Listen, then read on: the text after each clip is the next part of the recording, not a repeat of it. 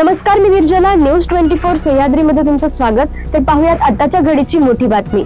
अहिल्यानगरचे माजी नगराध्यक्ष व विधान परिषदचे माजी आमदार अरुण काका बलभीम जगताप यांच्या निधनाची बातमी अत्यंत दुःखद व नगरकरांच्या मनाला चटका लावणारी आहे. अहिल्यानगरच्या राजकारणात समाजसेवेत त्यांचे अमूल्य असे योगदान आहे.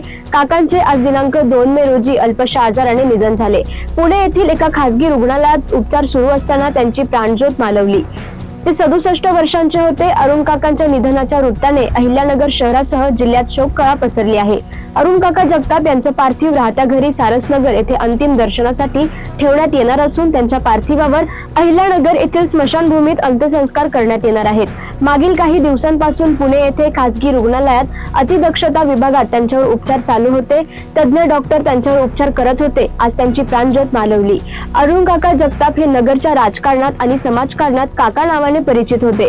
त्यांच्या पश्चात पत्नी पार्वती, मुले राष्ट्रवादी काँग्रेसचे आमदार संग्राम जगताप, माजी जिल्हा परिषद सदस्य सचिन, सुना नातवंडे असा परिवार आहे. भाजपचे राहुरीचे आमदार शिवाजीराव कर्डिले, भानुदासजी कोतकर यांचे ते व्याही होते. अरुण काका जगताप यांची राजकीय कारकीर्द ही काँग्रेसमधून सुरू झाली. युवक काँग्रेसचे अध्यक्षपद त्यांनी भूषवले होते.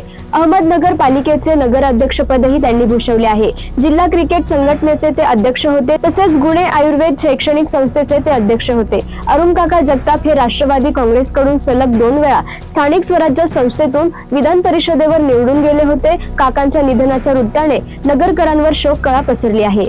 या मोठ्या बातमीसह इथेच थांबतोय. मात्र तुम्ही पाहत राहा न्यूज 24 सह्याद्री.